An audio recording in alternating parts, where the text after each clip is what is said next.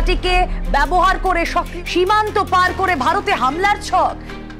এবার বাংলাদেশকে সাথে নিয়ে ভারতে হামলা করে আস্ত জাহান্নাম বানিয়ে দিতে পারে পাকিস্তান, বলল ভারতীয় বিমান বাহিনীর সাবেক প্রধান। পশ্চিম সীমান্তে পাকিস্তান তো ছিলই, এবার ভারতের জন্য অস্তিত্বের সংকট তৈরি করতে পূর্ব দিক থেকে প্রস্তুত হচ্ছে বাংলাদেশ। এই ভয়াবহ সতর্কবার্তা দিয়েছেন এয়ার চিফ মার্শাল অরূপ রাহা। তার এই বক্তব্যে স্পষ্ট হয়ে উঠেছে যে নরেন্দ্র মোদীর ভারত এখন দুই প্রতিবেশী সাঁড়াশি আক্রমণের মুখে পড়ার আশঙ্কায় দিন গুনছে। ভারতের সামরিক মহলে এই নতুন সমীকরণকে বলা হচ্ছে টু ফ্রন্ট টেরর থ্রেট, অর্থাৎ একযুগে দুই সীমান্ত দিয়ে ভারতের উপর নেমে আসতে পারে ভয়াবহ আঘাত। ইউনাইটেড নিউজ অফ ইন্ডিয়া বা ইউএনআইকে দেওয়া এক এক্সক্লুসিভ সাক্ষাৎকারে অরূপ রাহা স্বীকার করেছেন, ভারতের আকাশসীমা এবং সীমান্ত আর নিরাপদ নেই। ইউএনআইয়ের সঙ্গে কথোপকথনে সাবেক এই বিমান বাহিনীর প্রধান যা বলেছেন তা মোদির ঘুম হারাম করে দিয়েছে। তিনি পরিষ্কার ভাষায় জানিয়েছেন, নয়াদিল্লিকে এখন থেকেই প্রস্তুত হতে হবে এক বড়সড় ধাক্কা সামলানোর জন্য। অরূপ রাহার মতে এই হামলা বা আঘাত বিচ্ছিন্ন কোনো ঘটনা হবে না, এটি হতে পারে পাকিস্তান এবং বাংলাদেশের একটি সমন্বিত বা যুগপৎ প্রয়াস। সামরিক পরিভাষায় যাকে কোঅর্ডিনেটেড অ্যাটাক বলা হয়, ঠিক সেই শঙ্কার কথাই তিনি উচ্চারণ করেছেন। এতদিন ভারত নিজেকে দক্ষিণ এশিয়ার মোড়ল বা স্থিতিশীলতার কেন্দ্রবিন্দু বলে দাবি করে আসছিল। অরূপ রাহা ভারতের এই অবস্থাকে অস্থিতিশীলতার মরুভূমির মধ্যে একটি মরুদ্যান বা ওয়েসিস বলে তুলনা করেছেন। তার এই উপমায় গভীর এক ভীতি, কারণ ভারতের দুই পাশে দুই প্রতিবেশী দেশ পাকিস্তান এবং বাংলাদেশ এখন আর ভারতের ইশারায় চলছে না, বরং তারা নিজস্ব সক্ষমতা এবং একে অপরের সহযোগিতায় একটি শক্তিশালী বলয় তৈরি করছে। সাবেক এই ভারতীয় শীর্ষ সামরিক কর্মকর্তার কথাই উঠে এসেছে বাংলাদেশের ক্ষমতার পট পরিবর্তনের প্রসঙ্গ। গত 5 আগস্টের পর বাংলাদেশে যে রাজনৈতিক ও সামাজিক পরিবর্তন এসেছে সেটিকে ভারত দেখছে চরম ভয়ের চোখে। অরূপ রাহার দাবি, ক্ষমতার পালাবদলের পর ঢাকা এখন কট্টরপন্থার দিকে ঝুঁকে পড়েছে। তার এই অভিযোগের মূল কারণ হলো বাংলাদেশ এখন আর ভারতের অযৌক্তিক আবদার বা দাদাগিরি মেনে নিচ্ছে না, বরং পাকিস্তানের সঙ্গে বাংলাদেশের সম্পর্ক যে দ্রুত গতিতে উষ্ণ হচ্ছে সেটাই ভারতের মাথা ব্যথার মূল কারণ। সাক্ষাৎকারে তিনি স্পষ্টভাবেই বলেছেন, এই সুযোগে ঢাকার সঙ্গে গোয়েন্দা ও সামরিক সহযোগিতা বাড়াচ্ছে ইসলামাবাদ। ভারতের জন্য এর চেয়ে বড় দুঃসংবাদ আর হতে পারে না, কারণ এতদিন ভারত চেষ্টা করেছে বাংলাদেশকে পাকিস্তান থেকে দূরে রাখতে, কিন্তু এখন সেই দেওয়াল ভেঙে পড়েছে। পাকিস্তানের গোয়েন্দা সংস্থা আইএসআই বাংলাদেশে তাদের নেটওয়ার্ক শক্তিশালী করছে এবং কথিত সন্ত্রাসী গোষ্ঠীগুলোকে সহায়তা দিচ্ছে এমন মিথ্যা অভিযোগ তুলে অরূপ রাহা মূলত ভারতের গোয়েন্দা ব্যর্থতাকেই স্বীকার করে নিলেন। অরূপ রাহা যখন বলেন যে নয়াদিল্লিকে গোয়েন্দা তৎপরতা বাড়াতে হবে, তখন এটা বুঝতে বাকি থাকে না যে বর্তমান মোদী সরকারের গোয়েন্দা ব্যবস্থা প্রতিবেশী দেশগুলোর উপর নজরদারি করতে পুরোপুরি ব্যর্থ হয়েছে। পাকিস্তান এবং বাংলাদেশের এই যুগলবন্দি ভাঙার জন্য ভারতের হাতে এখন আর কোনো কূটনৈতিক অস্ত্র অবশিষ্ট নেই। ফলে বাধ্য হয়ে সামরিক প্রস্তুতির কথা বলতে হচ্ছে সাবেক এই বিমান প্রধানকে। তিনি উল্লেখ করেছেন, ভারতের আকাশে আত্মনির্ভর হওয়া ছাড়া আর কোনো বিকল্প নেই। কিন্তু এখানেও রয়েছে বিশাল বড় এক শুভঙ্করের ফাঁকি। ভারত তাদের নিজেদের তৈরি যুদ্ধবিমান তেজস নিয়ে যতই গর্ব করুক না কেন, বাস্তব চিত্রটি অত্যন্ত করুণ। অরূপ রাহা নিজেই স্বীকার করেছেন, দুবাই এয়ার শোতে তেজস যুদ্ধবিমানের দুর্ঘটনা ভারতের সামরিক সক্ষমতা নিয়ে বিশ্বজুড়ে নেতিবাচক বার্তা দিয়েছে। নিজেদের তৈরি বিমান যদি আন্তর্জাতিক প্রদর্শনীতেই ভেঙে পড়ে, তবে যুদ্ধের ময়দানে তা কতটা কার্যকর হবে তা নিয়ে খোদ ভারতীয় বাহিনীর মধ্যেই সংশয় রয়েছে।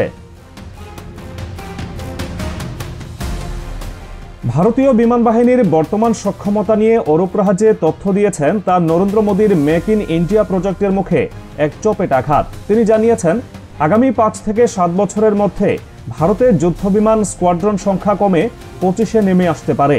একটি দেশের আকাশসীমা সুরক্ষিত রাখতে যেখানে কমপক্ষে 42টি স্কোয়াড্রন প্রয়োজন, সেখানে এই সংখ্যা 25-এ নেমে আসা মানে ভারতের আকাশ প্রতিরক্ষা ব্যবস্থা কার্যত অচল হয়ে পড়া। পাকিস্তান এবং চীন যেখানে আধুনিক যুদ্ধবিমান এবং ড্রোন প্রযুক্তিতে নিজেদের সমৃদ্ধ করছে, সেখানে ভারতের এই ঘাটতি তাদের জন্য আত্মঘাতী হতে পারে। রাহা যদিও দাবি করেছেন যে স্লো প্রোডাকশন বা ধীরগতির উৎপাদন সত্ত্বেও এলসিএ তেজস ভালো পারফরমেন্স দেখিয়েছে, কিন্তু বাস্তবতা হলো এই বিমানের উপর ভরসা করে দুই ফ্রন্টে যুদ্ধ বা হামলা মোকাবেলা করা ভারতের জন্য প্রায় অসম্ভব। তেজস যুদ্ধবিমানের নিরাপত্তার রেকর্ড নিয়েও ধোঁয়াশা রয়েছে। এখন পর্যন্ত এই বিমানটি 2বার দুর্ঘটনার শিকার হয়েছে এবং এতে প্রাণ হারিয়েছেন ভারতীয় বিমান বাহিনীর অভিজ্ঞ পাইলট। অরূপ রাহা এই দুর্ঘটনাগুলোকে ধামাচাপা দেওয়ার চেষ্টা করে বলেছেন, অন্যান্য বিমানের তুলনায় তেজসের দুর্ঘটনার হার নাকি কম।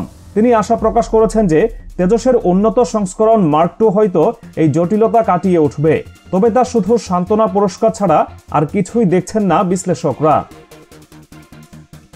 1954 সালে পশ্চিমবঙ্গে জন্ম নেয়া অরূপ রাহা, যিনি 2013 থেকে 2016 সাল পর্যন্ত ভারতীয় বিমান বাহিনীর প্রধান হিসেবে দায়িত্ব পালন করেছেন। তিনি খুব ভালোভাবেই জানেন যে মুখের কথায় বা আশ্বাসে যুদ্ধ জয় করা যায় না।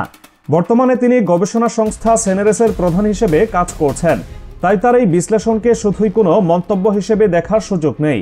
এটি ভারতীয় এস্টাবলিশমেন্টের ভেতরের ত্রাসেরই বহিঃপ্রকাশ।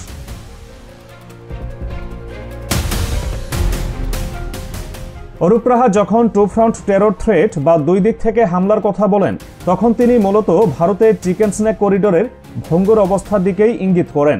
ভারতের মানচিত্রের দিকে তাকালে দেখা যায় শিলিগুড়ি করিডোর বা এই চিকেন স্নেক হল ভারতের মূল ভূখণ্ডের সঙ্গে উত্তর পূর্বাঞ্চলীয় 7টি রাজ্যের সংযোগকারী একমাত্র সরু পথ। এই পথের এক পাশে নেপাল ও চীন, আর অন্য পাশে বাংলাদেশ। যদি পাকিস্তান এবং বাংলাদেশ সত্যিকার অর্থেই কোনো সমন্বিত পদক্ষেপ নেয় এবং অরূপ রাহার কথা মতো পশ্চিম ও পূর্ব দিক থেকে একযোগে চাপ সৃষ্টি করে, তবে ভারতের এই সংযোগ বিচ্ছিন্ন হয়ে যেতে পারে। তখন ভারতের হাত থেকে অরুণাচল, আসাম, মেঘালয় সহ পুরো 7 সিস্টার্স হাতছাড়া হওয়ার উপক্রম হবে। মোদী সরকার এই বিষয়টি জানে বলেই সাবেক বিমান প্রধানের মাধ্যমে আগাম সতর্কবার্তা প্রচার করছে। তারা জনগণকে বোঝাতে চাইছে যে প্রতিবেশীরা তাদের জন্য হুমকি, যাতে করে অভ্যন্তরীণ রাজনীতিতে জাতীয়তাবাদের ধোঁয়া তোলা যায়। পাকিস্তান এবং বাংলাদেশের এই নতুন সমীকরণ ভারতকে কেন এতটা ভীত সন্ত্রস্ত করছে, তার পেছনে রয়েছে আইএসআইয়ের দীর্ঘমেয়াদী পরিকল্পনা। অরূপ রাহা সরাসরি আইএসআইয়ের নাম উল্লেখ করে বলেছেন, তারা বাংলাদেশে তাদের কার্যক্রম বাড়াচ্ছে। ভারতের ভয়ের জায়গাটি হলো, পাকিস্তান যদি সত্যিই তাদের সামরিক প্রযুক্তি বা ড্রোন টেকনোলজি বাংলাদেশের সঙ্গে শেয়ার করে অথবা বাংলাদেশের মাটি ব্যবহার করে ভারতের পূর্বাঞ্চলে অস্থিরতা তৈরি করতে সক্ষম হয়, তবে ভারতের বিশাল সেনাবাহিনী দিয়েও তা সামাল দেওয়া সম্ভব হবে না। কারণ ভারতীয় সেনাবাহিনী ঐতিহাসিকভাবে পাকিস্তান সীমান্তে বা কাশ্মীর সীমান্তে যুদ্ধ করতে অভ্যস্ত, কিন্তু পূর্বাঞ্চলে বিশেষ করে বাংলাদেশের সঙ্গে থাকা বিশাল সীমান্তে যুদ্ধ করার বা বড় ধরনের অনুপ্রবেশ ঠেকানোর মতো লজিস্টিক সাপোর্ট তাদের প্রস্তুত নেই। এতদিন তারা বাংলাদেশকে বন্ধু বা অনুগত রাষ্ট্র ভেবে নিশ্চিত ছিল। এখন সেই বন্ধু রাষ্ট্র যখন চোখের দিকে চোখ রেখে কথা বলছে, তখন ভারতের পায়ের তলার মাটি সরে যাচ্ছে। অরূপ রাহা তার সাক্ষাৎকারে ভারতকে অপ্রয়োজনীয় সংঘাতে জড়াতে বিরত থাকার আহ্বান জানিয়েছেন। এ কথাটি অত্যন্ত তাৎপর্যপূর্ণ। একজন সাবেক সামরিক প্রধান যখন তার দেশকে সংঘাতে না জড়ানোর পরামর্শ দেন, তখন বুঝতে হবে যে তিনি জানেন বর্তমানে ভারতের সেই সক্ষমতা নেই যা দিয়ে তারা একই সঙ্গে পাকিস্তান এবং বাংলাদেশকে মোকাবেলা করতে পারে। এটি পরোক্ষভাবে ভারতের দুর্বলতারই স্বীকারোক্তি। তিনি আকস্মিক পরিস্থিতি মোকাবেলায় প্রস্তুতির পরামর্শ দিয়েছেন ঠিকই, কিন্তু সেই প্রস্তুতি নেওয়া কি এখন ভারতের পক্ষে সম্ভব?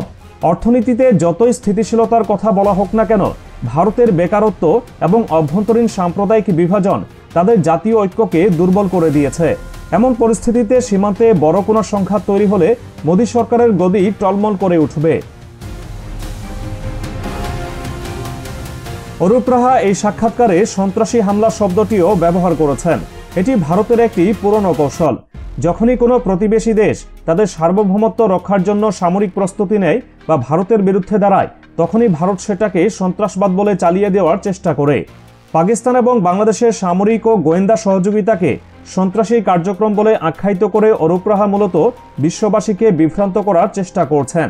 কিন্তু আসল সত্য হলো, ভারত ভয় পাচ্ছে যে তাদের দীর্ঘদিনের দাদাগিরির দিন শেষ হতে চলেছে। পাকিস্তান তাদের পশ্চিমাংশে এবং বাংলাদেশ তাদের পূর্বাংশে যে শক্ত প্রতিরোধ গড়ে তুলছে, তা ভারতকে একটি আবদ্ধ খাঁচার মধ্যে ফেলে দিচ্ছে। এই খাঁচা থেকে বের হওয়ার কোনো সহজ পথ মোদির সামনে খোলা নেই।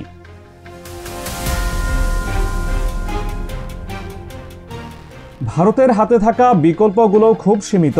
তারা চাইলেও এখন আর আগের মতো বাংলাদেশে সরকার পরিবর্তন বা রাজনৈতিক হস্তক্ষেপে সফল হতে পারছে না, কারণ বাংলাদেশের জনগণ এখন ভারত বিরোধী চেতনায় উজ্জীবিত। অন্যদিকে পাকিস্তানের সঙ্গে ভারতের সম্পর্ক তলানিতে। এই অবস্থায় অরূপ রাহার মতো সামরিক বিশেষজ্ঞরা যখন সতর্ক ঘণ্টা বাজান, তখন তা ভারতের সাধারণ মানুষের মনেও ভীতির সঞ্চার করে।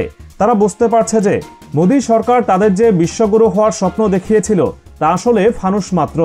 প্রতিবেশীদের সঙ্গে সম্পর্ক না রেখে কেবল অস্ত্রের ভয় দেখিয়ে যে নিরাপত্তা নিশ্চিত করা যায় না, তা আজ হাড়ে হাড়ে টের পাচ্ছে নয়াদিল্লি। ভারতের আকাশে কালো মেঘ ঘনীভূত হচ্ছে। এই মেঘ শুধু বৃষ্টির নয়, এটি দুই প্রতিবেশীর পুঞ্জীভূত ক্ষোভের, যা যে কোনো সময় বজ্রপাত হয়ে ভারতের ওপর আছড়ে পড়তে পারে।